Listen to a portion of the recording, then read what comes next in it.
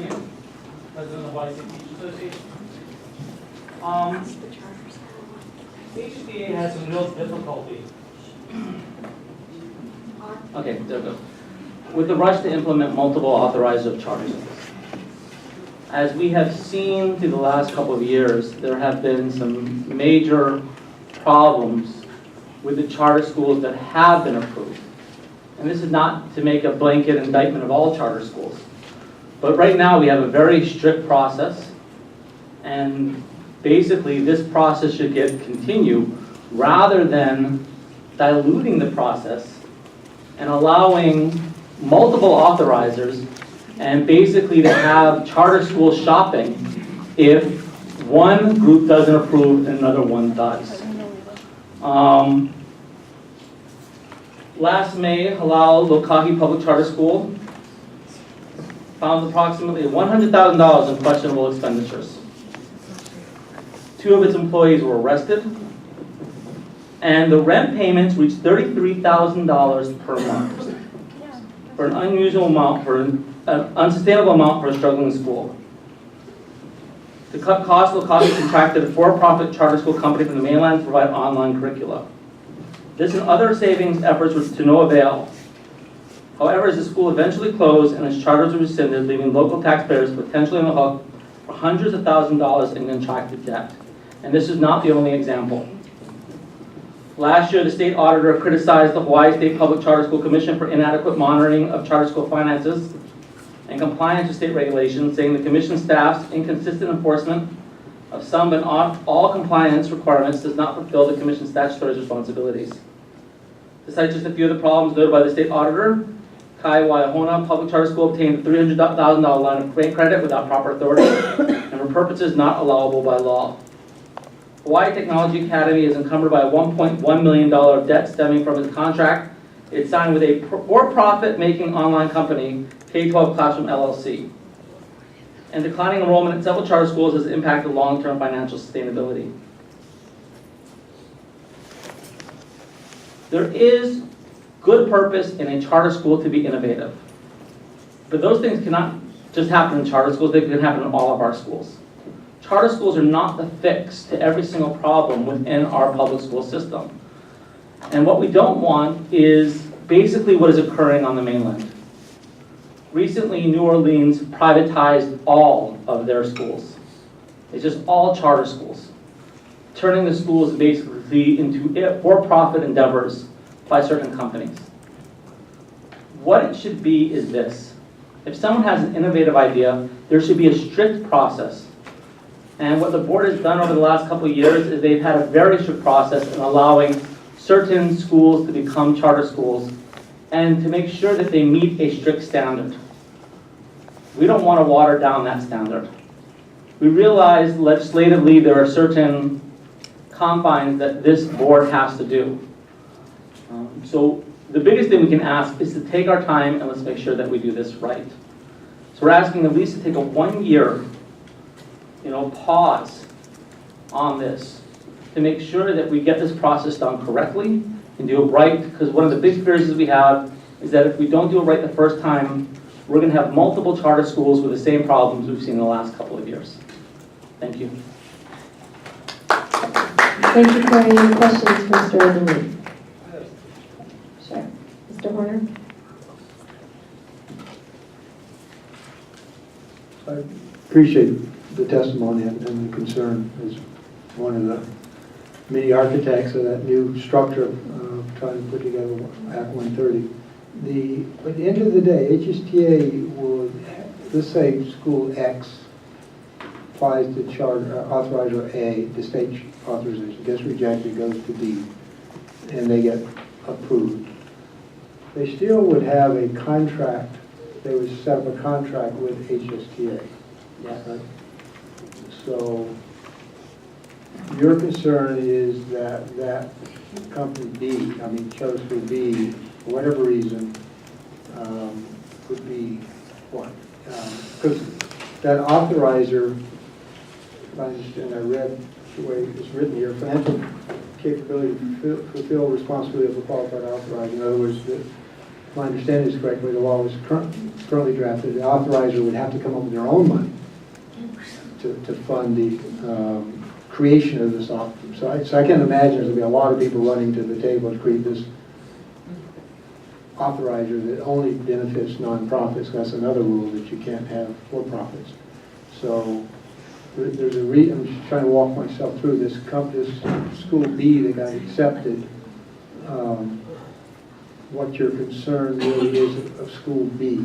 Your concern is that school B would not have that this new authorizer didn't do a good job in regulating school B, and therefore school B isn't going out of business, and therefore create the taxpayer money. Is that your concern?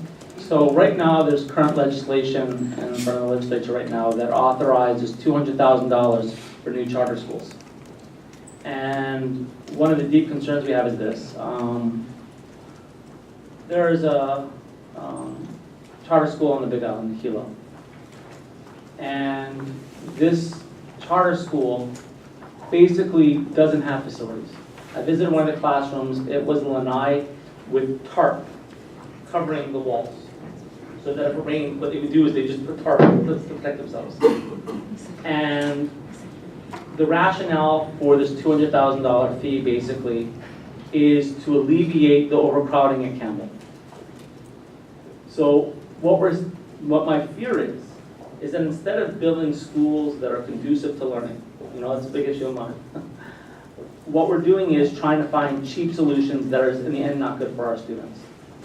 So what I'm afraid is if these two things in conjunction occur, you're going to be giving all these new charter schools $200,000 to start. They're going to start popping all over the place, and then it's easy to go through the process where they're going to go through. I mean, we just look at past examples of how many problems we've had recently with embezzlement, fraud at some of our charter schools, and that's with a very strict process. And so you want it to be a process that's very difficult. Respectfully, I think that's not quite fair. Those schools are existing under the old system before Act 130 was implemented, with the rigor that was put in place, which I call the FAA.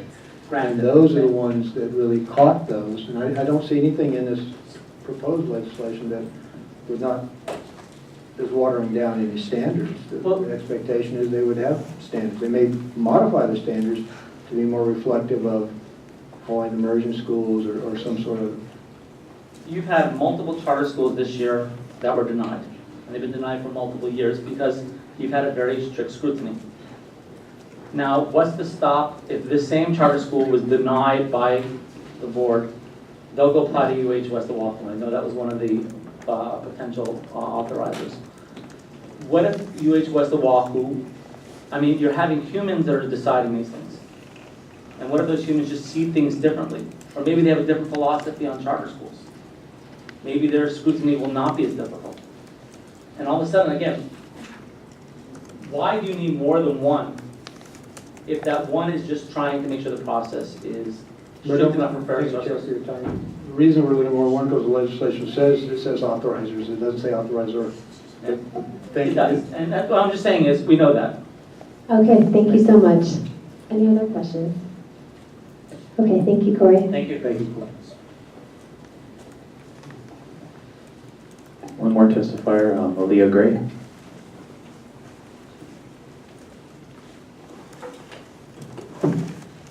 Aloha, everyone. Aloha, Chair Halagao and Vice Chair Williams and members. My name is Malia Gray, and I'm with Hawaii Public Charter School Network. Our Executive Director, Janine Suki, is actually in the other building attending another committee. So I'd like to just go through her testimony, which I believe everybody has a copy right now, and offer these comments on behalf of the network. On behalf of the Hawaii Public Charter School Network, mahalo for the opportunity to offer comments on the Hawaii State Board of Education draft administrative rules to permit multiple authorizers in the state. We appreciate the work of the board, its Student Achievement Committee, and BOE staff for its diligence and support of the charter school sector in Hawaii.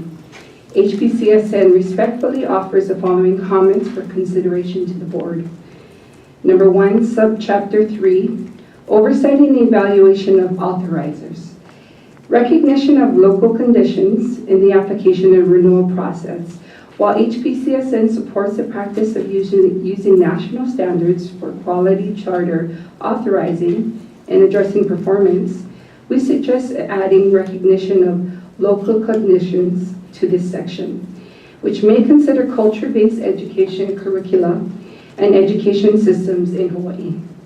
As such, HPCSN is recommending that the following section be amended to read subsection 8515-10, Performance and Evaluation System, A-2, apply a nationally recognized principles and standards for quality, authorizing, and recognition of local conditions in assessing performance.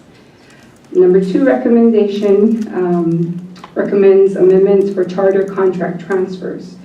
Proposed language for subsection 8-517-3 be omitted as this language is too subjective and onerous to administer. The other requirements listed provide adequate rigor for addressing concerns over authorizer-hopping. B, to address the need for transfers of outstanding funds from current or former authorizer to a new authorizer.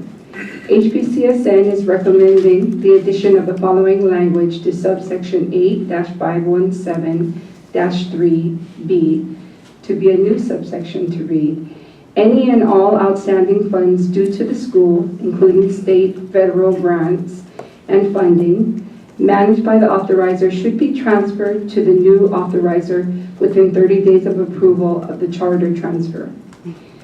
C, to address special conditions at the end of the charter contract term, HPCSN is respectfully suggesting an amendment to the following subsection 8-517-4E to allow the board to grant a temporary extension of a charter contract for unique and extenuating circumstances. This provision is needed to protect the public interest of students and schools that could be subject to an automatic closure for not securing approval of a charter transfer application within 60 days before the end of a current term year of the current charter contract. This may be amended by adding a subsection to subsection 8-517-4 to read. See the underscored authorizing language. If the charter transfer is not approved, the governing board may withdraw its letter of non-renewal and proceed with its current authorizer's contract renewal process. If the charter transfer is not approved and the governing board does not withdraw its letter or enter into a new charter contract with its current authorizer, there's a whole other section below, but I think I want to point out just the last point in, we'd like to suggest that there's a number of charter schools, more specifically on Hawaii Island, and that if we can ask for administrative rules hearing to be held specifically on Hawaii Island to address a large number of those charter schools as well. Thank you. Thank you, Malia. Do we have any questions for Malia? Okay, thank you. Oh, Mr. Williams. So how many schools now belong to the charter school network? We currently have 22, and we actually have a few more that are returning Well, you have 22 right now. currently. Thank you. Sure. Next testifier is Debbie Anderson.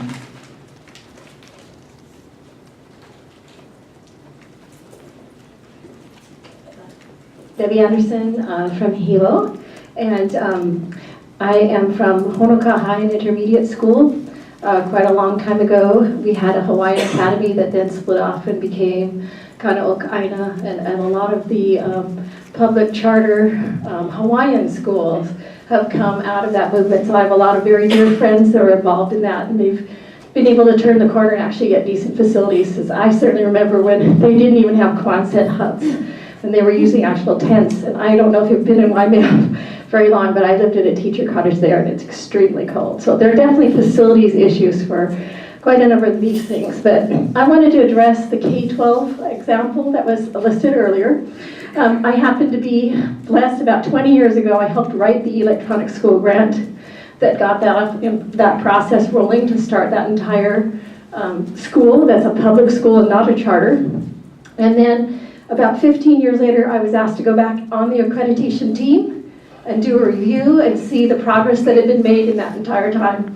So for me, that was a really exciting thing to kind of look at the rigor and make some suggestions for improvement, that kind of thing.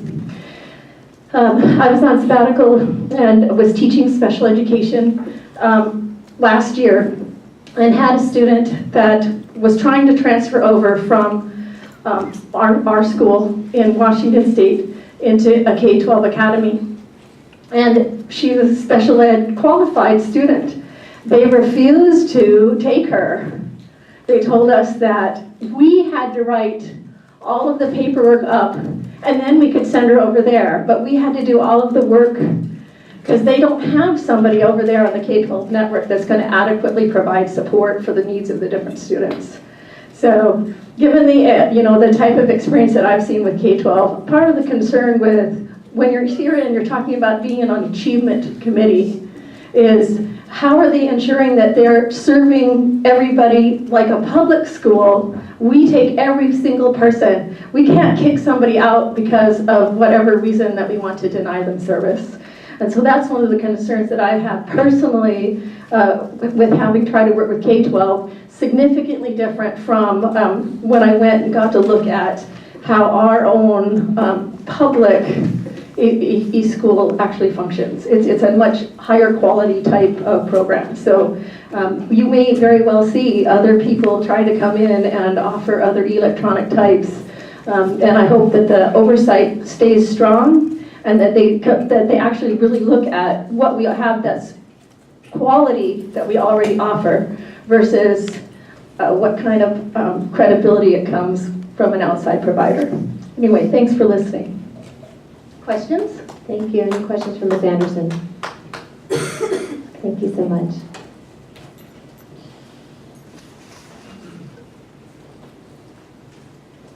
No more testifiers, Chair. Thank you, Kenyon. If there's no more public testimony, we'll move on to the only agenda item on today's agenda. So our only agenda item is action on the draft administrative rules for multiple charter school authorizers. I would like to invite Committee Vice Chairperson Jim Williams to provide a presentation on this agenda item. Thank you, Chair.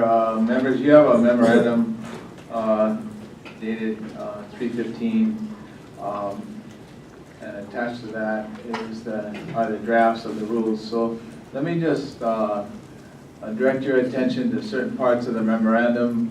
And once we've gone over that, then I'll make a motion. We'll take the two sections separately. But first, if you turn to the page 6 of the memorandum, I'd just like to remind everybody, all of us, and as well as our members of the public, what the process is. We're really been for the last month in an informal process where the staff drafted rules and we asked for informal, I say informal, we've done it in formal public meetings, but in terms of the rulemaking process, it's informal input because later on there'll be hearings, as has been noted in the testimony. So once this committee has recommended the first draft of the rules, it'll go to the board for approval, and hopefully it's on the agenda this afternoon. And then it goes to the AG for review, and it's transmitted to the governor for approval for public hearing. And that's what I meant about informal and formal. And then the public hearing process is the formal process for getting public comment and input on the draft rules. Then, if any changes are made based on the public comment, that process will be repeated until we have final approval. Then it goes to the governor for final approval. So we're not anywhere near the end stage of this process. Now, in terms of the drafts that you have in front of you, if we go back to the beginning of the memorandum, it first goes through the background is just what we've done to date, pages 1 and 2.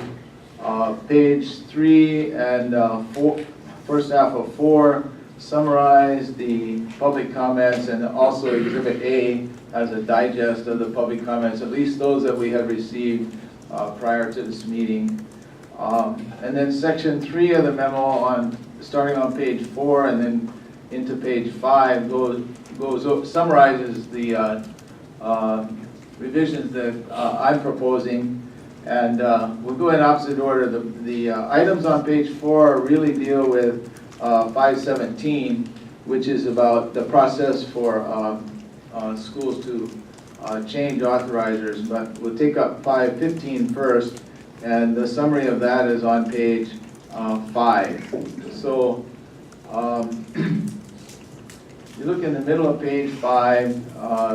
First of all, the Attorney General has recommended that we be more specific than we were in the earlier drafts about the criteria to be used in evaluating and approving and then renewing contracts with authorizers. And so that specificity has been added. I'm also recommending, well, along that line, so there's a new section in 515.10 that will provide that details. Also recommending that certain sections be clarified. We had added the phrase as applicable to local conditions in one part, and there's a number of other parts where that's appropriate. So I'm recommending that we add those. Let's see, what else did I want to mention? And then there's more specificity in the time frames so that we don't get so-called orphan charter schools, and it's very clear what timelines the board has to meet.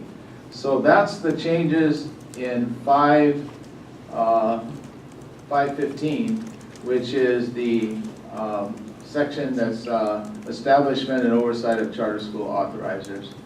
So I think, Chair, what I'd like to do is move that the committee approve and recommend to the board section 515. We take care of that at this time and then move on to the other one.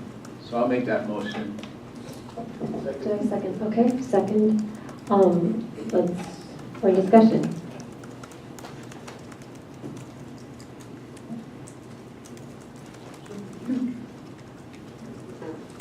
Mr. Horner.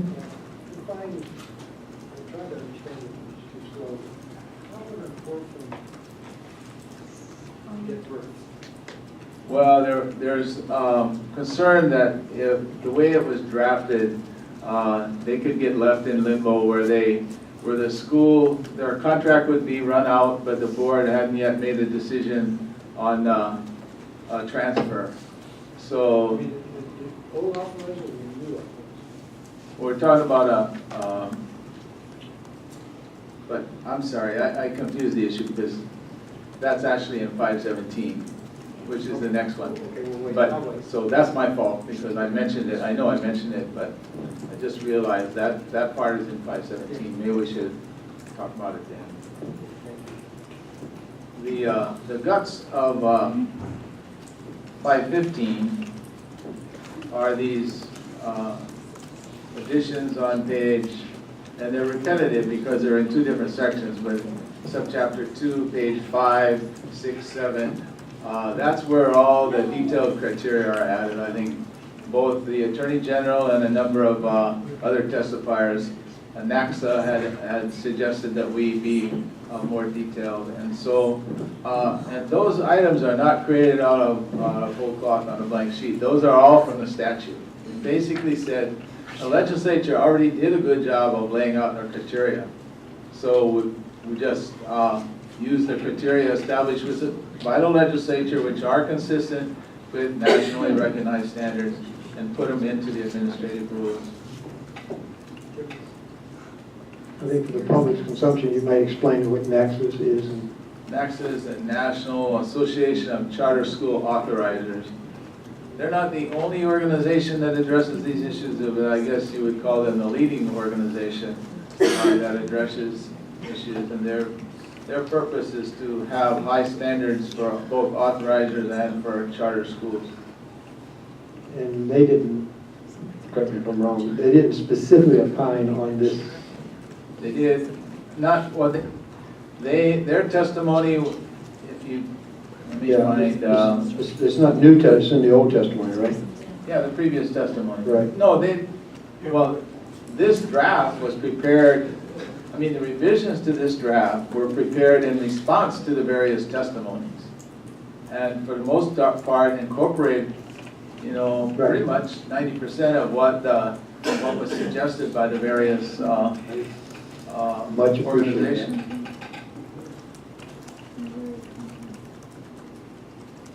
Although I don't see, correct me if I'm wrong, that our current authorizer provided much input, right? I don't believe we had testimony from the commission. Is that I mean, I can see why, I can only speculate, but this is about other authorizers. The reason I bring that up, and I'm not suggesting they should have or shouldn't have, is the idea that maybe I'm in the wrong section, I think I am, but we'll talk about it later, but this notion that there's money sitting, because there's only one authorizer at the moment, let's say they have X dollars, the new guy goes somewhere else, then Right. it's not like that X dollars is easily fungible. That is going to be, that's 517. which is the Exactly, next that's section. when we're talking about orphans, we'll talk about that later. But I would think they would have opined on that, and it doesn't look like they did, but we'll talk about it later. Okay, why don't we just, Okay, yeah, I'm ready for questions, Chair. Yes, so any other questions or comments on that motion? Okay, so let's actually take a vote on that. So it's what Jim's proposing is move to approve the draft of proposed rules, chapters 8-515. Okay, all in favor? I, Opposed? Okay, motion passes. now, In now, deference, if I just make an observation, my vote was, I appreciate what HSDA testified today, but to your point, Jim, this is a process, so there'll be a lot of times an opportunity for folks to weigh in on making suggestions and what have you, so. yes. And we do have a legislative mandate to promulgate these rules. And we're late. We're 2 years late, based on what's in the statute. Chair, should we go on? Yes, please proceed with 8-517. Right, on page 4 of my memorandum, discusses changes to 515, which is, 517, which is the section we're on. One of those is the deletion of 517-3B1. We'll take a look at that in a second. That deletion is not in what's in front of you, but the committee may want to discuss that. The second one is what Mr. Horner brought up, which is the handling of transfers of money. That was suggested by several organizations. That's also, I have not made that part of my recommendation, but I did want the committee to have a chance to discuss that also. So let's take the deletion first. I'm not going to make the motion until I get a little feedback from committee members. So on page, again, we're looking at 517. In the numbering pages of the page 23, which is section 8-517-3, paragraph parentheses B, item 1, at the bottom of page 23. And I can just read it, it's not that long. No charter school shall be allowed to transfer its charter contract to another authorizer in an attempt to reduce the level of oversight or accountability to which the charter school is currently subject, or to avoid possible revocation or renewal of its charter contract. So in other words, this it's called hopping. It states that that won't be allowed. The issue on this is that the subsequent sections, particularly 8-517-4, that follows this, the specific guidelines that are in there would prevent this from happening. Because the school has to be in good standing in order to transfer, among other requirements. So some of the organizations that submitted input said basically this paragraph 1 that I just read is an overemphasis on this point and unnecessary because it's covered under other rules. I can understand that point of view. On the other hand, the other point of view is that this list of, especially 1 and 2 in this list of 7 items, basically declare the intent of the board in these rules so that it's clear to everybody what we want and don't want. And so that's the argument for keeping it. I'm kind of, borderline. I could see deleting it and I can see keeping it. I did not, I'm not ready to recommend deleting it. If there's members that see it otherwise, I was hoping you would speak up and, we could make that determination. But in the draft that's in front of you, that paragraph is retained. And so if there's members that think we should delete it, we should have that discussion.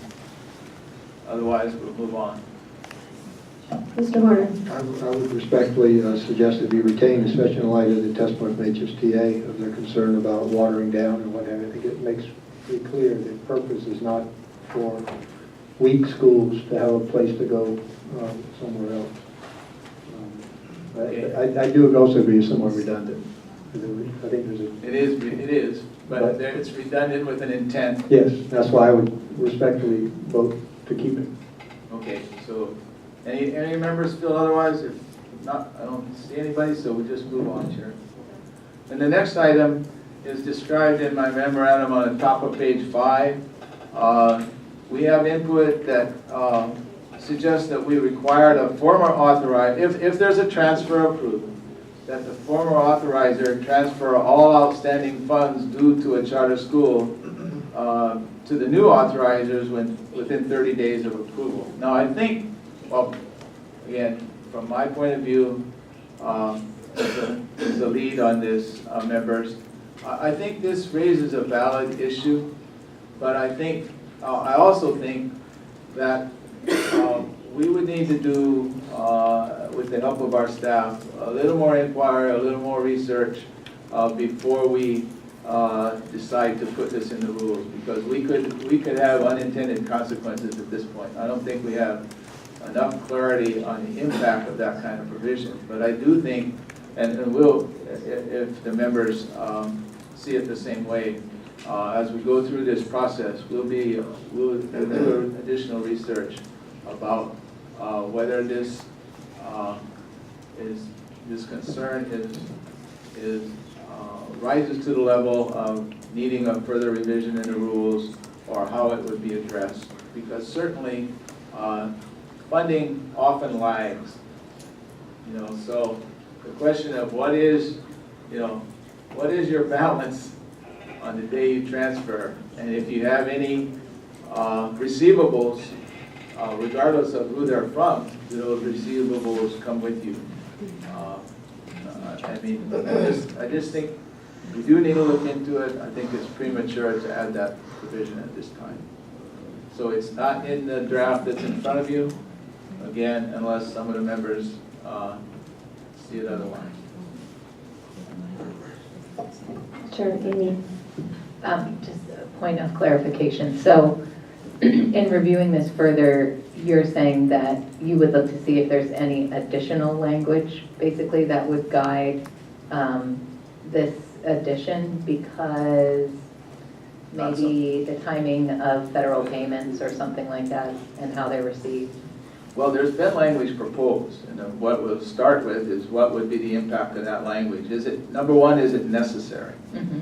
And number two, if it is necessary, is that the best way to address it? I'm basically saying this question of funding and what funds follow the school, because the transfer would be approved by this board. It's not something under these rules. It's not something they can just do. There's a process that's outlined in what's in front of us by 17. And so they've gone through the process, they've gotten approval. But is there an issue about this, about funds that should follow them? That's what I'm just saying it's a valid question, but it'll take a little more time to address it. Okay. So So, Chair, Vice Chair, just a question on that.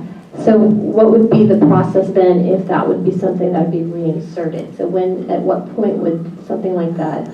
well, I would imagine that it'll be brought up during the public hearing process.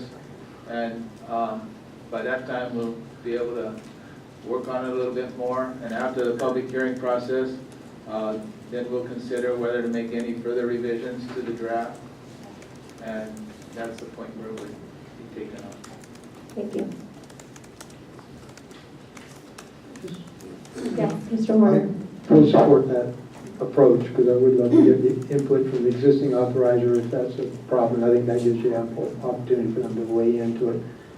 And I'm sorry to go back to regress, I'm slow, but under 15, I think it has a bearing on that issue, that it says under financial capacity to fulfill the responsibility of a quality authorizer. I think that's new. Yes, we have that. That was partly what you had brought up. Right, and the reason, But that doesn't address this issue. well, the reason I bring it up, it may, in that if my concern is always that you got a new authorizer that may be struggling financially because it's not funded by the state. So school A comes over, brings money. The money actually doesn't go to the school, it goes to the authorizer, and the authorizer gives the money out, right? Well, there's a pass-through, yes, but And that's one of the there's complaints now. no retaining. In fact, that's prohibited. Is that prohibited? Under the That's one of the complaints today with the current authorizers, is that the timeliness of getting their money Right, is a complaint. right, but what I'm saying, they can't take 5% and keep But it. they can take a long time to give it to them. Well, that's what needs to be, we'll have proposals from authorizers, and they'll have to explain how they're gonna handle, Their cash flow problem. yeah, If they can't use school money temporarily to borrow from the school in order for their operation, right. which some implications is happening now potentially. There's been that accusation. Right.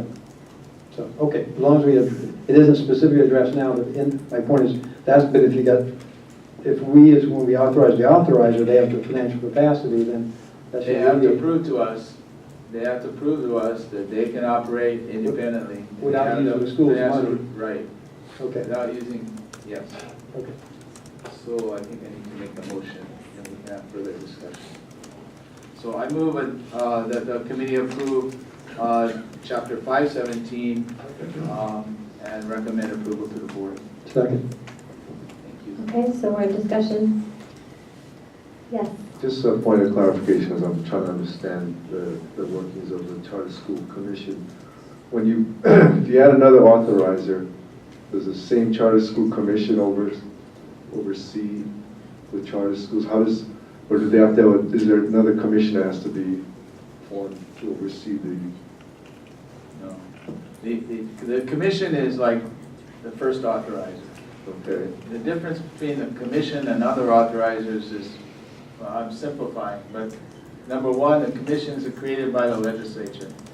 This board can't dismantle the committee, not that we want to, but we don't have the authority to dismantle or stop the commission. It's the first authorizer, it's also funded by the state. Additional authorizers have to be approved by us under these rules, or the final rules, once they get adopted. All authorizers are under our jurisdiction. No other authorizer is under the commission's jurisdiction. Charter schools are under the commission's jurisdiction. If we have a second or third authorizer and they approve charter schools, the ones they approve will be under their jurisdiction.